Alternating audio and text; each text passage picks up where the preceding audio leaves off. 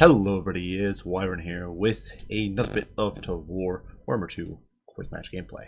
This time around we are on the map Langwea playing as the Force of Chaos against the Greenskins. And of course, me being myself, I'm always on the lookout for the most intelligent, intellectual, in-depth strategies that basically only a tryhard can pull off. And that's what we're going to be doing here, with a full-on face rush into a bunch of wad-up orcs with some Chaos Warriors great weapons. So, of course, what better lord for such an in-depth intellectual strat than the Lord of Change, Sartorial the Everwatcher, and he is right here, so towering over his troops, ready to inspire them into the fray. Of course, Sartorial pretty solid in this matchup against the Greenskins. He of course does have Standard Die and an Arcane Conduit, which is whatever. It gives him some buffs. He lets him get a little bit of Winds of Magic, which is nice. But his main benefits, of course, he's got the Lord Metal, which is really solid. Transmutation of Lead can basically undo Wa in an area if you need it. Final Transmutation can nuke enemy lords, which is really nice, especially against Greenskins who have no healing. And then Plague of Rust, of course, lets me debuff armor on something like an Ragnarok or Black Orcs and make my Marauder Horsemasters and Horsemen that much more effective. And finally, Searing Doom, of course, can nuke blobs of goblins. On top of that, of course, Sartorial is basically immune to missiles. He's an okay combat lord despite his somewhat pitiful armor. He's got crazy HP. He's got solid melee attack, melee defense, all that. Really good weapon strength, actually, at 440. And he's unbreakable and causes fear and terror. So all in all, he can be an absolute menace to society and just run amok and cause a lot of damage.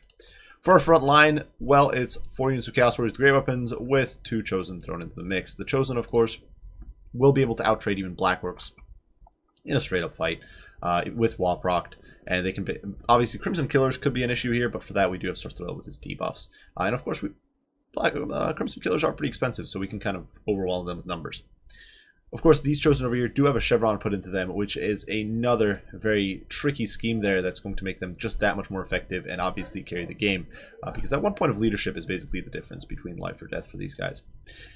Finally, in the back, we do have the Demon Spew. These guys can run over sort of squishy infantry, and they do have both poison as well as this cool effect here, Swarm of Flies, which allows them to debuff in a melee attack in AoE. So it makes your frontline fight that much more favorable to you. And I really do like this about the Demon Spew. They're not a unit I use all too often, but here, for this sort of sneaky strap, obviously, well, poison and debuffs all around, really good. 2 Marauder Horsemasters on one end, 2 Marauder Horsemen on the other. These guys can basically just chip away, counteract enemy skirmishers, which is really important. And if it comes down to a fight, barring wad-up Spider Riders, these guys should be able to sort of trash everything that can catch them pretty effectively. Marauder Horsemasters, honestly, basically a really good light cav. They're like the OG Illyrian Reavers, except way cooler looking because Illyrian Reavers have those derpy hats, and these guys just look awesome with their fur cloaks and giant spears and skulls sticking out. Now for my opponent, he is playing as the Greenskins, the Filthy Green Tide, and he is being led by Wurtzak, the Great Green Prophet, who's camping out here in the woods. Actually pretty similar loadout to what I'm usually fond of with Wurtzak. He's got his Squiggly Beast, he's got Bone with Staff, Fist of Gork, and here we go. Of course, Wa, Effigy of the Git, and Get Back here. So he's going to be able to just spam a whole bunch of abilities and spells and just be an absolute nuisance. Of course, he also does have War Paint to keep himself alive, Wurtzak's Revenge to increase Whip Miscast chance, potentially annoying for poor Sartorial. And then Power of the Wa, of course, for that extra Winds of Magic. My opponent also does have some nasty Skulkers here in the woods, as well as some Savage Orc Boar Boy Big Guns ready to flank and spank my formation. On the other end, much the same thing with some Forest Goblin Spider Riders and Forest Goblin Spider Rider Archers looking to harass and counteract my skirmishing. I do think these nasty Skulkers would perhaps be better here in the main formation, looking to sort of jump units that when I get greedy and dive in, they could potentially snare, say, Kolek or something like that if I'd brought him. But definitely as a flanker, they can be a nuisance. For his main line, my opponent did bring a Giant, so not something you'll see every day, but a Giant can be a pretty potent force. He does hit like a truck, 600 weapon strength, the highest in the game, and very high melee attack, so he's going to be able to really lay the smackdown on my Chosen as long as he stays safe on top of these Night Goblins. My opponent also does have 2 units of Black Orcs ready to lay the crumpin' down on my Chaos Warriors and Chosen, as well as some Savage Orc Big Guns on the flanks to deal with large, and these guys will do okay as well, honestly. When they're wad up, they'll do all right against Chaos Warriors. Finally, in the back, some Goblins, and of course, those Night Goblins in the front will be zoning out my charges probably, so that's going to be a bit of a pain. That said, my opponent does have a bit of a lack of AP, so potentially our Chosen here could do a lot of work. Definitely, that is the key to the sneaky strat, your opponent not having enough AP to shut you down.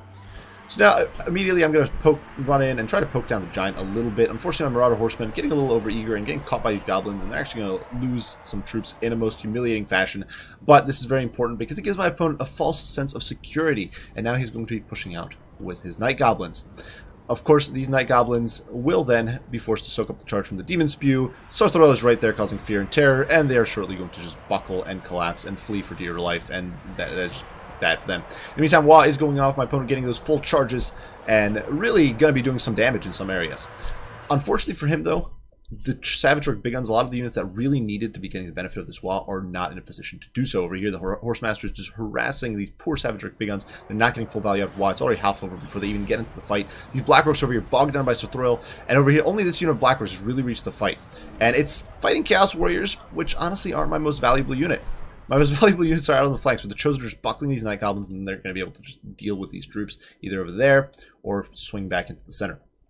Meantime, my opponent has sprung his trap, so he's coming in from both flanks, pouring in, but Wa is expiring very, very quickly, and that means his actual combat prowess is not going to be that good. These Force Goblin Spider Riders, thinking they're all tough, are going to find themselves on the receiving end of some chaos melee skill, and although we are going to lose a few Horsemasters, they are going to be able to kick the rears of these filthy Goblin Riders.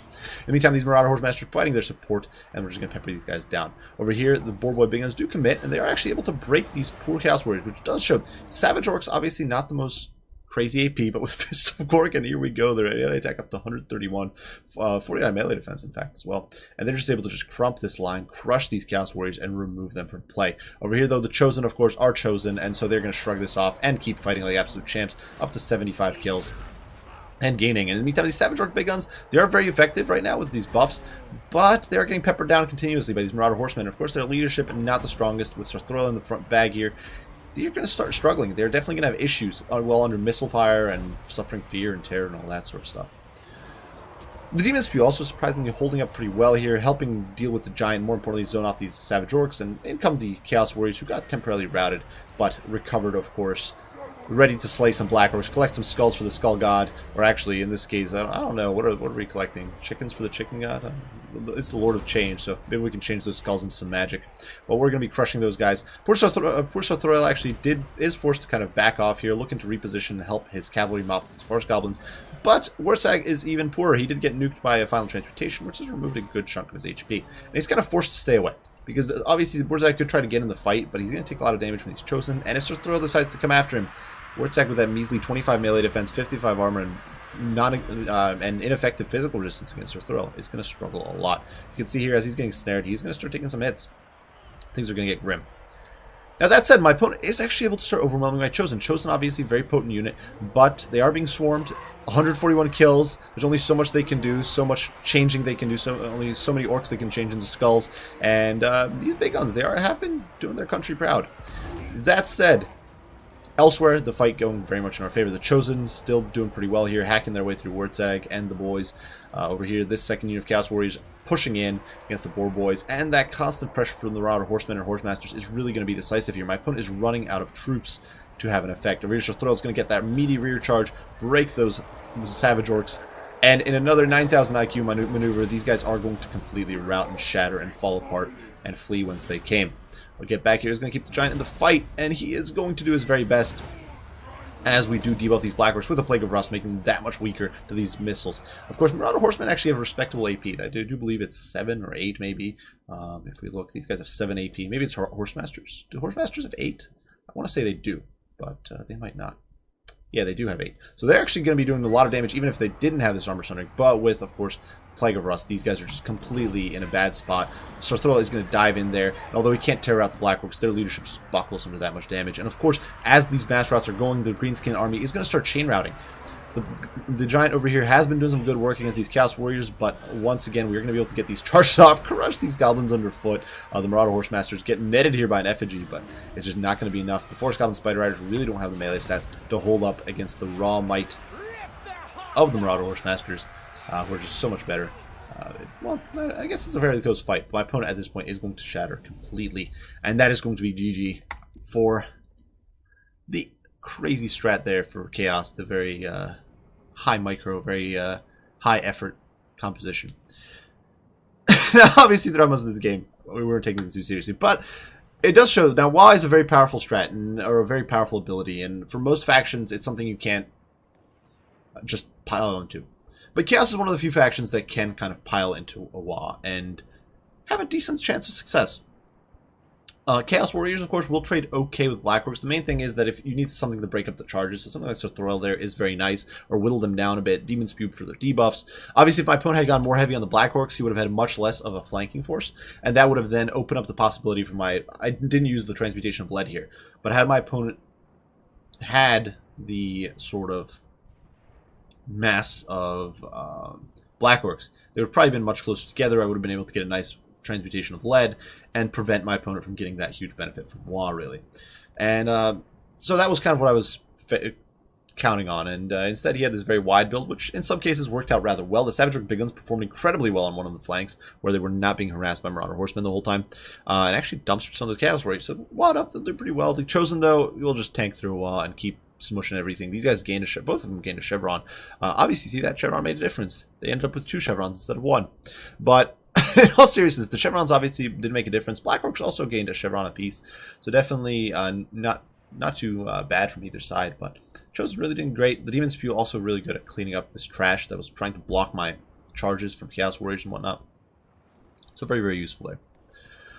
The rest of the build, well, the Marauder Horsemen or Horsemasters provide you with the zoning tools. A lot of Goblin builds or a lot of Greenskin builds will have a lot more Skirmish Cav, and these guys can do a good job of getting rid of it. Obviously, they get slightly outranged by the Goblin Bows, but you can usually run into range and kind of pressure them a good bit. And Marauder Horsemasters can definitely do a lot of damage. And obviously, if your opponent decides to chase you, you can then kind of kite away from them and poke them down. So there's some give and take, but it's definitely pretty potent in my opinion. Now for my opponent's build, interesting take. I'm not sure it's really the way you want to go. I think you want more Black Orcs. Not necessarily the Crimson Killers, though I do think the Crimson Killers are pretty awesome. Not sure if he has all the DLC here, but definitely would recommend bringing a few more Black Orcs. Actually, he has Nasty Skulker, so he has to have the DLC. I'm kind of stupid. I'm so used to just playing with all the DLC that I kind of forget what is and isn't in there. And when I saw no regiments around, I'm like, maybe he didn't have them. But Nasty Skulkers, obviously, very potent unit. I think having 1 or 2 more Nasty Skulkers is nice. And my opponent being able to bog down Sartorial a little better, it could have been very, very potent. Plus, Nasty Skulkers do give you some good AP, and they're a pretty competitive unit in their own right for how cheap they are. The Giant, interesting take. Personally, I'm not a big fan. It got 60 kills against mostly Forsaken and Chaos Warriors, which is not bad, but probably still not paying for itself. And obviously just got shot to death by those Marauder Horsemen. In the late game, he really just would not have been able to hold up. Even Sartorial can cycle charges on it. So it's really some brutal stuff there. And it's kind of an issue. I really don't think the Giant's that good of a pick. If you're going to bring a monster against Chaos, I'd bring in a Ragnarok, and personally, I probably wouldn't bring a monster against Chaos. I think you're better off going super wide and having some backup. But otherwise, cool build from Ragnar here. A lot of fun. The Warsag, of course, just an absolute beast with all his abilities, and I probably wasted a final transmutation on him, but hey, what can you do? It was a lot of fun. I do hope you guys enjoyed the video. Hope you had a fun watching. If you did, be sure to leave a like, subscribe, and share. If you have any comments, any criticism, any questions, as usual, don't hesitate to post them down below, and I will do my very best to respond as soon as I can. I do thank you all for watching, and I will see you all in the next one. Bye for now.